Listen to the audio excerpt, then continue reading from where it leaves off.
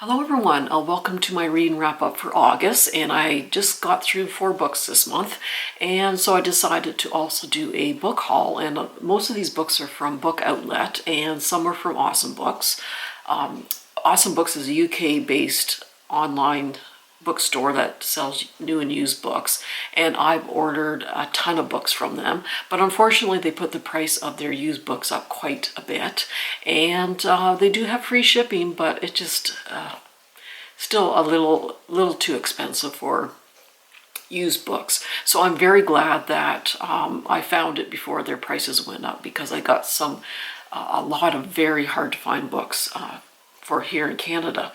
So yeah, I'll go through those, and I do have, I'm going hard into fall right now. The weather is actually starting to cool off. I do have my Pumpkin Spice International Delight Cold Foam in my coffee here. So I got my pumpkin spice drink, and so last night I was reading in bed. It was a cool night. I had the windows wide open, enjoying that fresh, crisp air, and it was raining, so I was laying in bed with my drink, and it was the beautiful sound of the rain outside, and I was reading Bloom by Delilah Dawson. So this is my first book by this particular author, and it's very intriguing, this particular cover. About a third of the way through it, and so it follows Rosemary, who just recently broke up with her boyfriend. She's an assistant professor of literature at the local college, and she decides to go to the market on Saturday to buy some produce, and she sees this vendor whose name is Ash, and Ash sells candles and cupcakes and soaps, that sort of thing. And Rosemary becomes quite obsessed with this woman called Ash, and just, she can't quite explain it, but she's become very, very obsessed with this particular woman. So yeah, I've heard very good things about this. The ending is quite surprising, I've heard. Now, I did read some of these reviews on the front, and I probably shouldn't have, because I think I know where it's going. But again, it's a really fun read so far, so very spooky. And then, oh, where'd my books go that I did read? I think I got them all mixed up. Oh, there they are. Okay.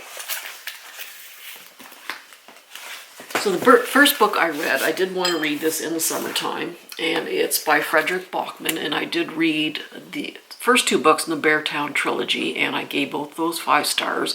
I'm hoping to read the third and final book in the Beartown trilogy this winter, and this is called My Friends, and yeah, this is definitely a 5-star for me. I did read Anxious People. I think I just gave that a 4-star. I still liked it, but it wasn't my favorite. But this follows these young children. I think they're 12 or 13 when the story starts, and they're all close friends, and they're all going through a lot of challenges in their life. Their parents are not very supportive, and they have issues themselves, and so they kind of find each other. They're kind of outcasts, and they kind of find each other, and they become very close, supportive friends.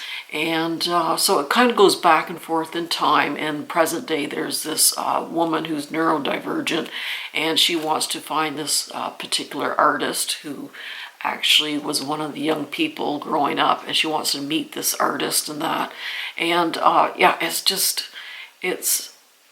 I think every parent and teacher should read this book. It's about how unsupportive parents, how much damage they can do to a child's upbringing and a child's psyche, and how important it is to give encouragement and let them try new things and let them be themselves.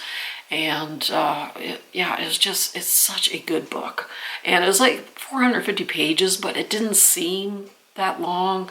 It's just, I don't know, the way his stories flow, they never seem as long as they actually are. And yeah, some of these quotes, now there is some trigger warnings if you want to look those up before, but yeah, he just has such a way with words.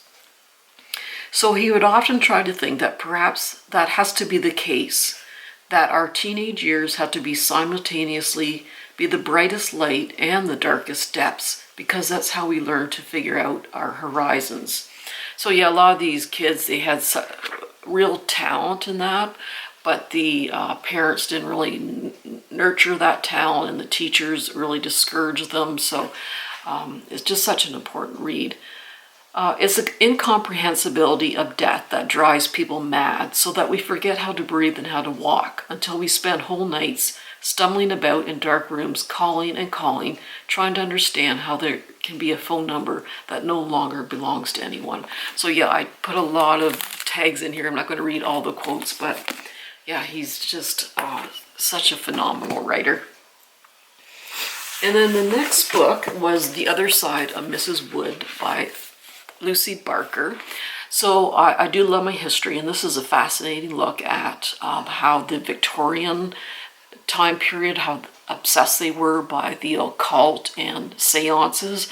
So these mediums would have seances in their own homes or wealthy people's homes, and once a month they would have a big seance with all these very wealthy people, and the wealthy would pay for private sessions and that sort of thing. And of course it was a big scam, but people really truly did believe in that. And so this follows Mrs. Wood, who she just finds that maybe she needs to keep things a little bit interesting, and so she takes on this, I guess you would call an apprentice, and things go downhill from there. And yeah, it's just a really fascinating look into society at that time. And yeah, it was a really enjoyable read. I give that about 4.5 stars.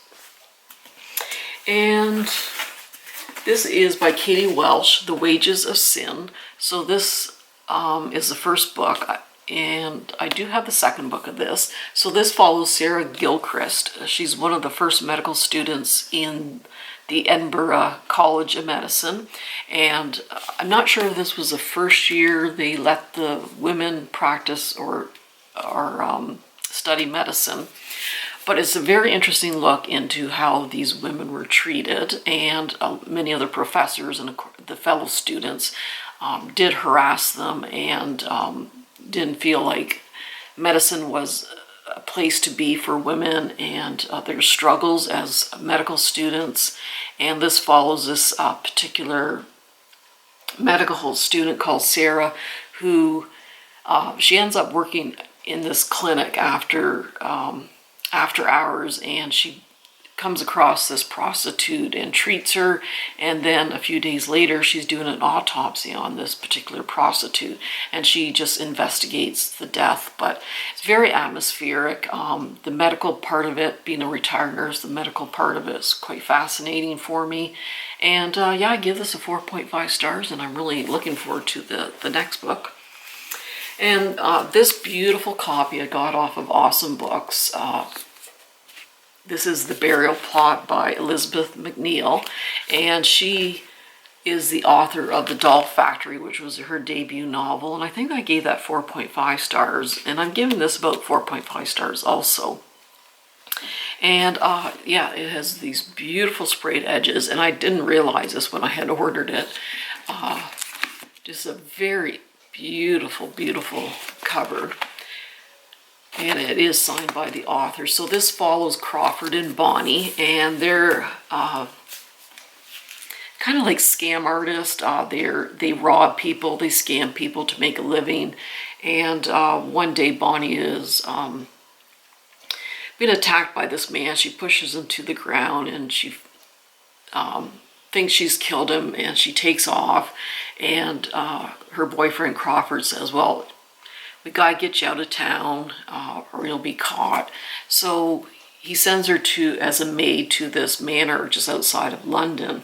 Yeah, there's just some ulterior motives are going on with Crawford, and yeah, she just, as you see these Venus flytraps, so that's sort of a good symbol about the situation she is in when she takes this position as a maid in this manner.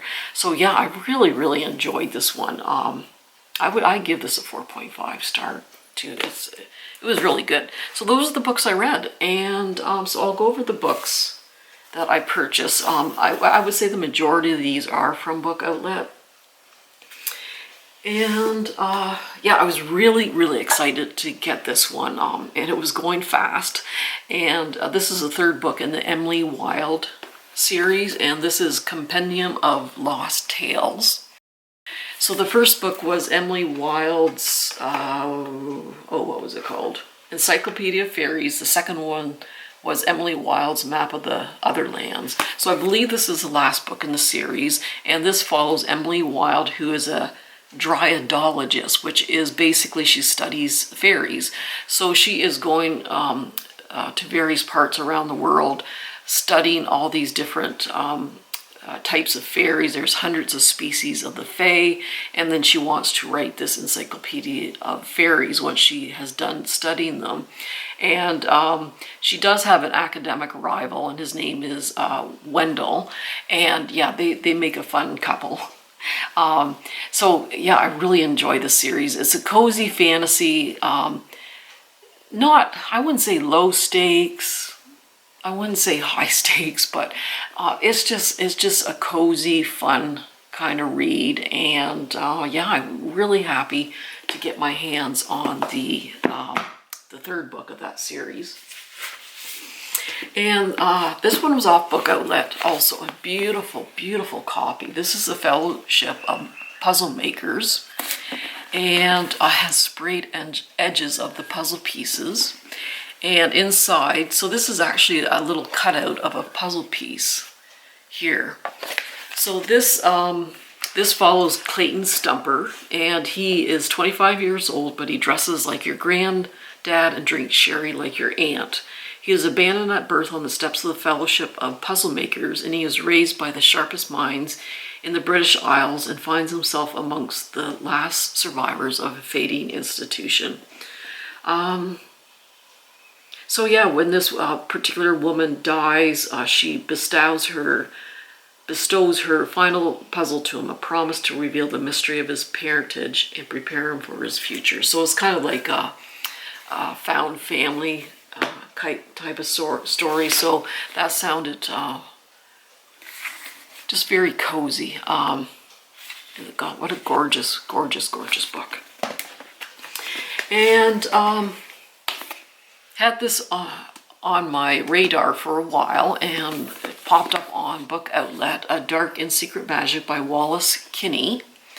And it's got quite a long synopsis, but basically a warm spellbinding tale about a witch and her secrets, and the secrets her coven has been keeping from her. So it's kind of in the tradition of practical magic and Witch of Wild Things. So that will be a perfect fall read. And now this one I've heard about, and I was kind of surprised that it did pop up on Book Outlet because I was kind of interested in it.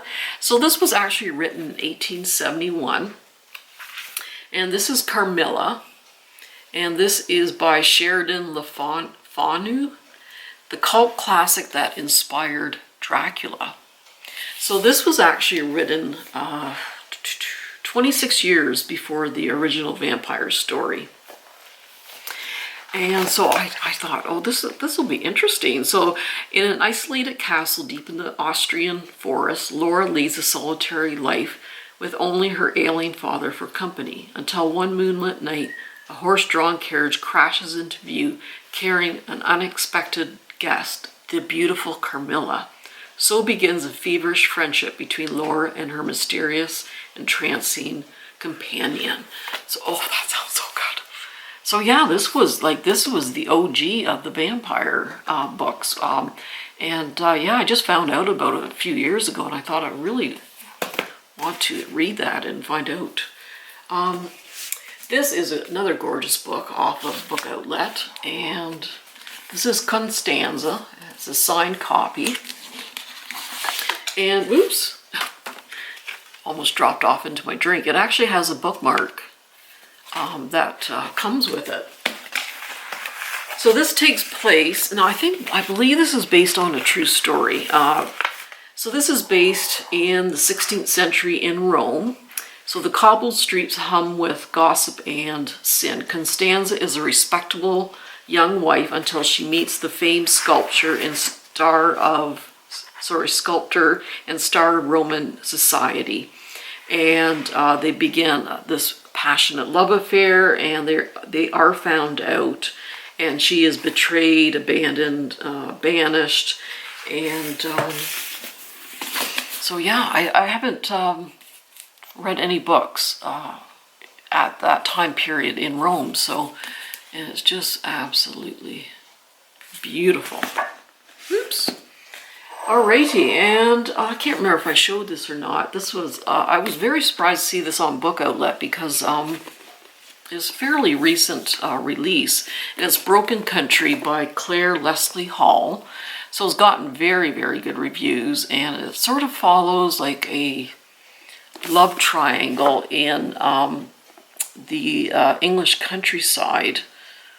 And I can't remember what time period this is. Or is there two time periods? Oh, 1968, Dorset. Anyway, yeah, there's something traumatic happens, and I don't know much more about it, and I don't want to know any more about it. So, but it's gotten good reviews.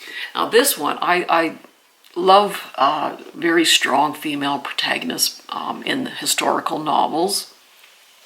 And when I read the synopsis of this, I thought, I have to read this. And this is The Invincible Miss Cust by Penny Haw. And this is based on a true story. So born in Ireland in 1868 to an aristocratic English family, Aileen knows she is destined to work with animals. And her family, of course, is appalled that she wants to pursue a veterinary career. So her father passes away, and she ends up attending the veterinary college in Edinburgh, and she becomes a vet. So yeah, that sounds so good. And then I do love my medical history. So I think all of these I picked up on Bookoutlet, and this is I want to say Dr. Pillsbury, but it's Dr. Spilsbury, and the Camden Town Killer, and The Cursed Bride. So this actually takes place in 1920 London. So I'm used to reading a lot of books that take place in Victorian London, but this is 1920 London, and it follows Dr. Spilsbury, who is a forensic pathologist, so he investigates deaths and that. So yeah, that sounds really good.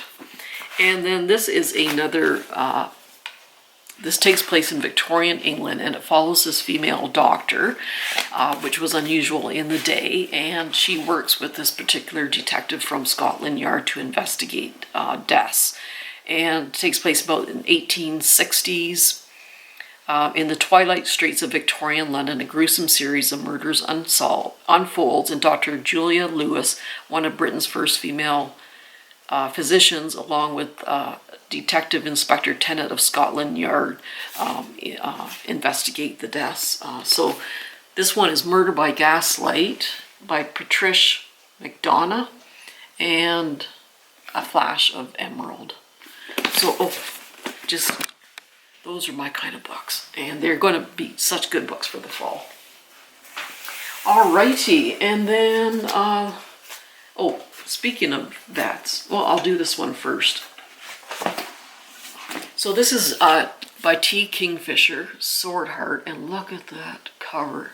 Sprayed edges, beautiful. I believe it's still available on Bookoutlet. And I have read 3 T. Kingfisher books, and the one, it was okay. The other ones I like better. Nettle and Bone and What Moves the Dead I really did like. And the sequel to What Moves the Dead is called What Feasts the Night, and I really do want to read that this fall. And A House with Good Bones, it was okay. But this, now a lot of hers are just shorter books, but this is a much longer book. And so it follows Hala, who unexpectedly inherits the estate of a wealthy uncle, but she's saddled with money-hungry relatives who want to take the inheritance away from her. And then while locked in her bedroom, she inspects an ancient sword. And out of desperation, she unsheaths it, and suddenly a man appears. His name is Sarkis, and he's an immortal warrior sworn to protect her. So that sounds really, really good. And, I do like a cozy mystery sometimes, and I saw these 3 books on Bookoutlet, and it follows a veterinarian called Dr. Kate. And so yeah, cozy, a murder mystery, a vet. So this first one is Saddled with Murder, Last But Not Unleashed, and Murders of a Feather. And this is, now I tried to get this book before and they kept selling out on Bookoutlet. A Wild and Heavenly Place by Robin Olivier. Oliver, oh, I can't. That's a tongue twister. Anyway, that's what it is. I don't know why I can't say that. Anyway, A Wild and Heavenly Place. So this takes place the 18th century. Yeah, 1878 in Glasgow, Scotland. So Hallie and Samuel, they kind of fall for each other, but Haley is from a rich family and he's poor. And then Haley's father goes bankrupt, and then he moves the family to Seattle, and Samuel follows to try to find her. So yeah, that sounds good. And this is the Virgins of Venice by Gina Buonaguerra. And this follows 2 sisters in Venice in 1509. So I do like grabbing books that take place in medieval Venice. I did visit Venice when we went on our Europe trip last year, and it was just such a beautiful, fascinating city. So it follows 2 sisters. So Justina is 16. She hopes to marry her sweetheart, but her hopes are dashed when her father decides her younger sister will marry, and then she is sent to the convent in the tradition of aristocratic daughters. And yeah, their secrets and scandals breach the convent walls, and yeah, do love history. And I really want to read more that take place in Venice. And this is The Grief House by Rebecca Thorne. And this follows Blue, and she's struggling after her mother's death. So she decides to go on this week-long grief retreat at a beautiful country estate. And so when she gets there, she just finds strange things going on at the house. Only a few guests have made it through the storm raging outside, and then one of them disappears without a trace. So that would be a good read for the fall. And this is Green Teeth by Molly O'Neill. So this is based on English folklore, and I do have to Google it and read a little bit more about this. But this is supposed to be like a cozy fantasy involving the fae and folklore, found family. So beneath the still surface of a lake lurks a monster with needle-sharp teeth. Her name is Jenny Green Teeth, and she is hungry and ready to pounce. She has never spoken to a human before, but when a witch is thrown into the lake by an angry mob, something makes Jenny decide she's worth saving instead of eating. So I've actually heard pretty good things about it. And this is The Wolf Tree by Laura McCluskey. And this takes place on the island of Eileen Eder. It's a barren, windswept rock, best known for the unsolved mystery of the 3 lighthouse keepers who vanished back in 1919. And I actually did see a documentary on that. These lighthouse keepers just kind of vanished without a trace. And when a young man is found dead at the base of the same lighthouse, 2 detective inspectors are sent from Glasgow to investigate. And this is by Patty Callahan Henry. And I did read, I thought I read 2 books of her, but maybe it's just been 1. I did read The Bookshop at Water's End. So I really did enjoy that particular book. It was kind of a contemporary family drama, which I'm usually not into, but I actually did enjoy it. And this follows Clara, who's 8 years old in 1927. Her mother is a renowned author, and she disappears off the coast of South Carolina. And then it takes place in 1952, so a few decades later. And yeah, she discovers a handwritten dictionary of her mother's lost language, and so I think she's just trying to find out the true story behind her mother's disappearance. And then the last ones, 2 of these I got off Bookoutlet, 2 of them I got off of Awesome Books. And it's by Carleen O'Connor, and she does these murder mysteries in this Irish village. So the first one is Murder in an Irish Village. The second one, I believe, is Murder in an Irish Churchyard. Murder at an Irish Wedding. And then Murder in an English Pub. So these stories follow Siobhan. Oh, just a second. Okay, sorry. This follows Siobhan. She runs the family bistro, and she has 5 siblings, and their parents have died a year before, so she runs this bistro in a small village in County Cork. And then a murder happens in the village, and so yeah, I did read one of her books, but it wasn't this particular series, so I did enjoy that. So yeah, some of these will be great reading for the fall. And I better sip my pumpkin spice latte. So I hope you enjoyed, and I hope you have a really great reading month. Yeah, I love reading any time of the year, but man, there's just something about the fall. The atmosphere and everything is just perfect for these spooky gothic reads. So I hope you have a wonderful month of reading, and take care. We'll see you soon. Bye-bye.